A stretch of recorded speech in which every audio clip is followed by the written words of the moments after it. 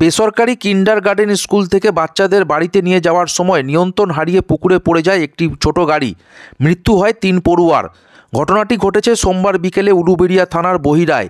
দুর্ঘটনায় আরও 2 পড়ুয়া আহত রয়েছে বলে জানা গেছে। তাদের উলুবেড়িয়া শরৎচন্দ্র চট্টোপাধ্যায় গভর্নমেন্ট মেডিকেল কলেজে ভর্তি করা হয়। পুলিশ সূত্রে জানা গেছে, এদিন বিকেলে জগদীশপুরের একটি বেসরকারি কিন্ডারগার্টেন স্কুল থেকে বেশ কয়েকজন ক্ষুদে পড়ুয়াকে নিয়ে বহিরার উদ্দেশ্যে যাচ্ছিল একটি ছোট গাড়ি।